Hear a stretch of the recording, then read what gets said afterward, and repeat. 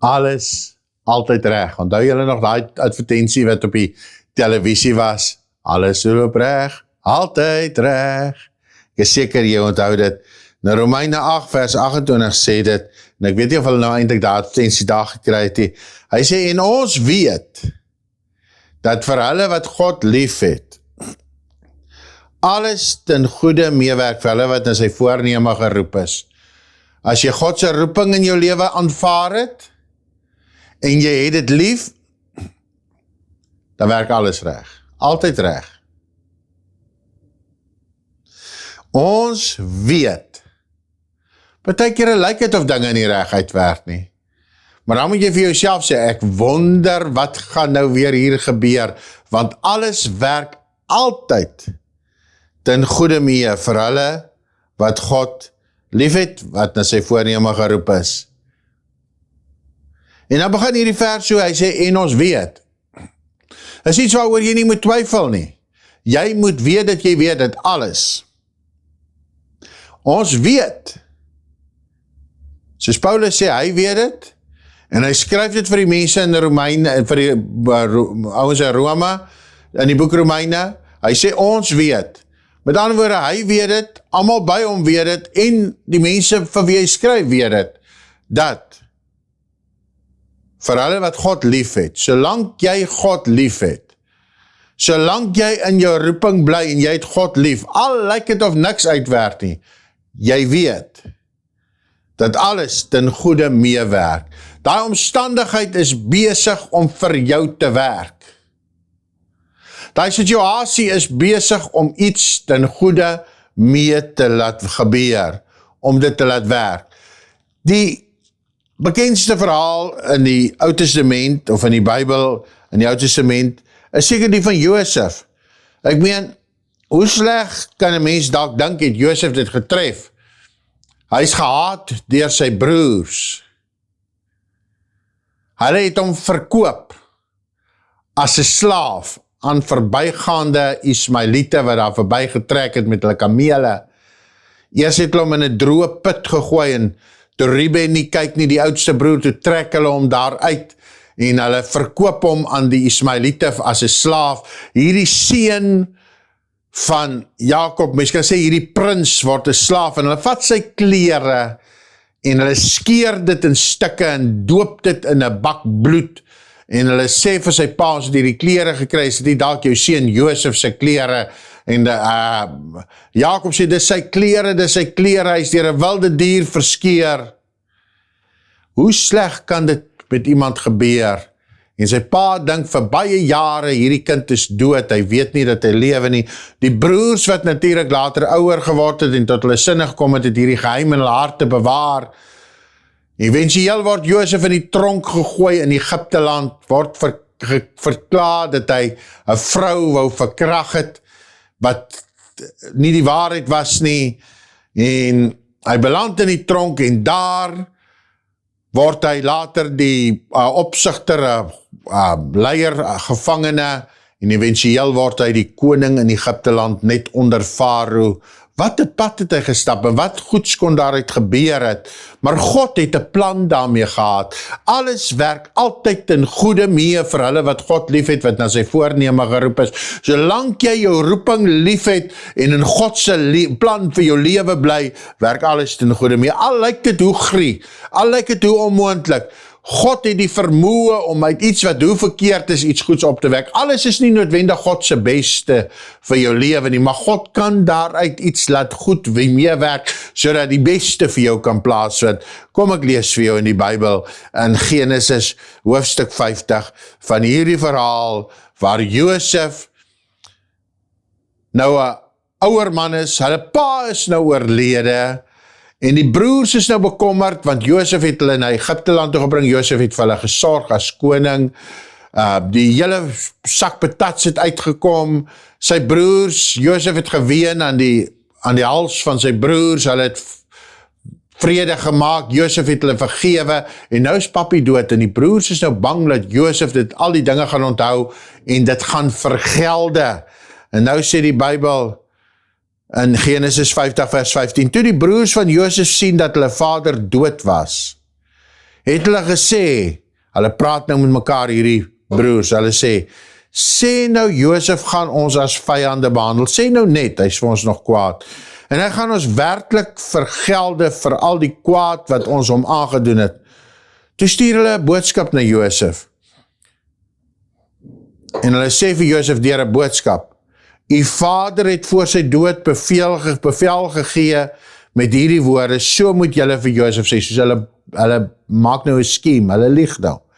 Hulle sê vir Josef deur 'n boodskap, pa het gesê, ons moet die volgende sê, ag vergewe tog nou die oortredinge Josef van jou broers en hulle sonde, want hulle het jou kwaad aangedoen, maar nou vergewe tog die oortredinge van ons, sê die broers, wat die God van u vader dien. En Josef het gehuil toe hulle met hom spreek.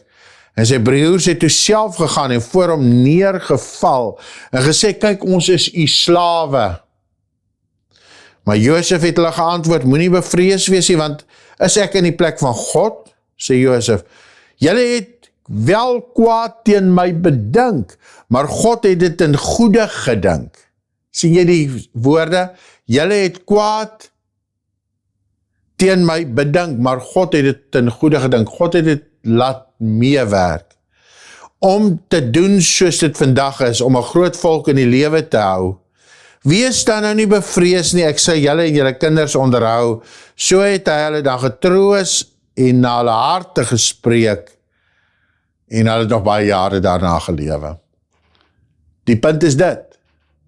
God het dit wat sleg was, gebruik om die beste uit te haal en Josef het onderkoning geword. Onder Farao was hy die koning van die land. God het dit wat sleg was, gebruik om hierdie hele gesin in die lewe te hou. Josef, sy broers, hulle vrouens, hulle kinders, hulle slawe, hulle vee, hulle besittings is alles behoue gebly, omdat Josef verkoop was as 'n slaaf. Dit wat nou sleg in jou lewe is, God gaan dit ten goeie laat meewerk. Van die tronk na die troon. Jou teekanting is jou stepping stone. En God gaan dit ten goeie laat meewerk. Ek sien iets baie interessants in Psalms en die Psalmboek in Psalm 119 skryf daar in vers 71 hierdie woorde. Ek glo dis 'n Psalm van Dawid. Hy sê, dis goed vir my dat ek verdruk was, sodat ek die insettinge sou leer. Partykeer gebeur bad goed, met goeie mense, maar dit trek jou nader aan hom, en hierdie skrywer van hierdie Psalm sê, dis goed dat ek verdruk was. Ek wil vir jou sê, wat jou omstandighede ook al is, solank jy God lief het, en die roeping waarvoor jy geroep is lief het, sal alles vir jou reg uitwerk, en jy moet dit weet, en jy moet nou al vir jouself vra, wat goeds kan hieruit gebeur? Het hulle nie ook gesê, kan daar iets goeds uit Nasaret kom nie? Kan daar iets goeds uit Nasaret kom? En wat het toe uit Nasaret uitgekom? Paulus skryf oor hierdie saak, behalwe dat die psalmskrywer sê, het is goed vir my dat ek verdruk is, want ek sê die insettinge, ek het die dinge van God leer ken. Ek wil vir jou sê, moenie dat slegte goed teen jou werk nie, moenie dat bitter goed jou bitter maak nie, maar laat dit jou eerder beter maak. Medisyne is bitter, maar is veronderstel om beter te maak.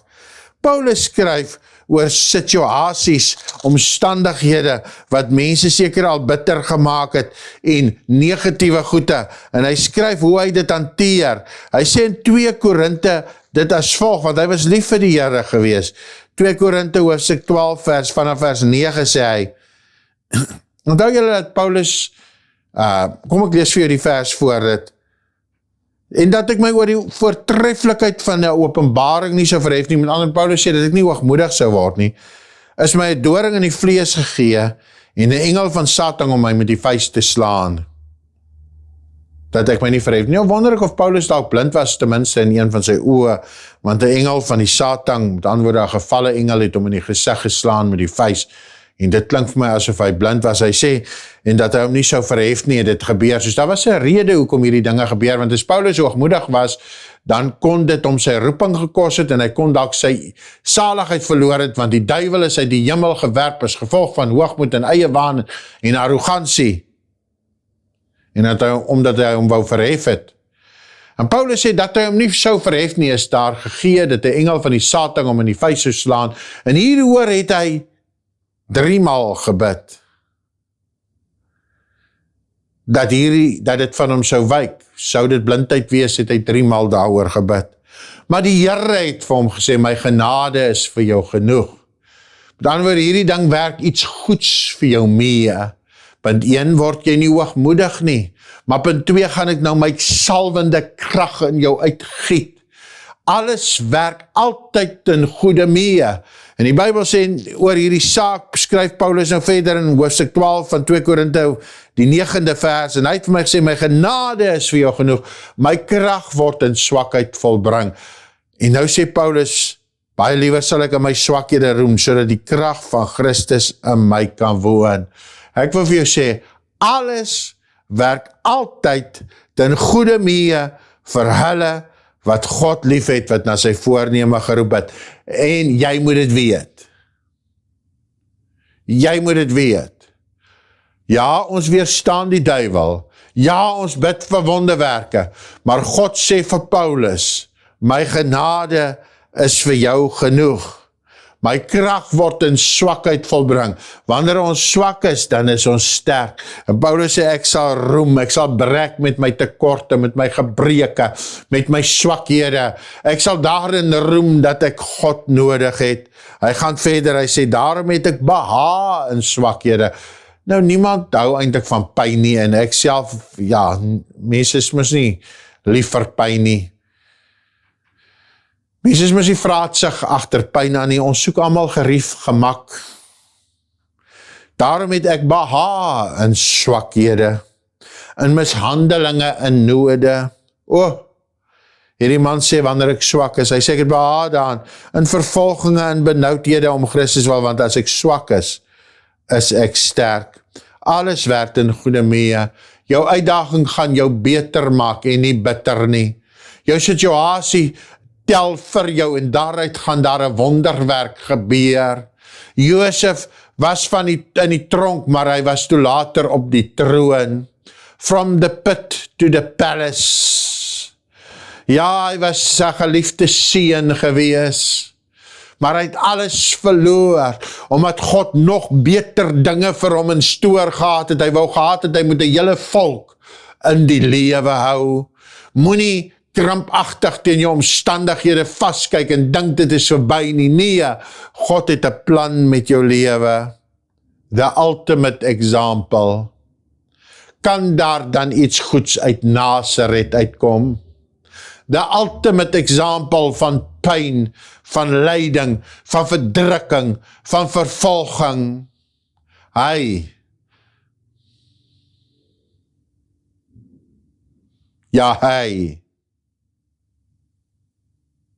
het sy lewe vir jou, vir my, om 'n hele wêreld in die lewe te kan hou. Hy was verag, geslaan, gespoeg, beledig. Maar Hebreërs hoofstuk 12 praat van hierdie ultimate example, hierdie uitnemende voorbeeld. Hy sê, laat ons die oog vestig, ons oog vasmaak op Jesus, ons leidsman, volleinder van ons geloof. Hy sê, hy wat vir die vreugde wat hom voorgehou is, met ander woorde, daar was 'n beloning, vir hom gesê, as jy hierdeur gaan, dis die beloning. Wat is daar die beloning, wat vir Jesus voorgehou is? Wel, die regterhand van die troon van God is sekerlik die beloning. Wat is daar die beloning? Die beloning is verseker, 'n hele wêreld se siele wat gered word. Die beloning is verseker genade. Hy sê, en ons moet ons oog op Jesus hou, terwyl ons deur beproewinge gaan, vriende, terwyl ons deur stryd gaan, terwyl daar teekanting is, hou jou oog op Jesus, ons leidsman en volleinder van ons geloof, wat vir die vreugde wat hom voorgehou is, die kruis verdra het. Jou omstandigheid is sekerlik nie jou kruis nie, dis 'n omstandigheid, maar verdra dit vandag. En dan sê jy, Here, ek weet, ek bid vir verbetering, ek bid vir verandering, en as daar nie verandering kom nie, dan sê jy, ek weet, verandering of the not, alles werk ten goeie, alles werk ten goeie mee. Hierdie situasie werk weer vir my, vir 'n wonderwerk. Hy Bybel sê die oog gefestig op Jesus. Maak jou oog vas op hom, ons leidsman en volëinder van ons geloof. Wat vir die prys wat hom voorgehou is, daar is vir hom 'n beloning voorgehou. En ek sê vandag vir jou, daar is vir jou 'n beloning. Solank jy hom lief het en die roeping wat hy vir jou gegee het, lief het. Solank jy dit lief het, sal hy jou in die holte van sy hand hou en alles is wel. Alles reg, altyd reg, omdat jy hom lief het. Hy sê, vir hom is 'n prys voorgehou, vir daai vreugde van daardie prys. Hy het daarna gekyk, en hy het die kruis verdra, die skande verag, en hy het aan die regterhand van die troon van God gesit.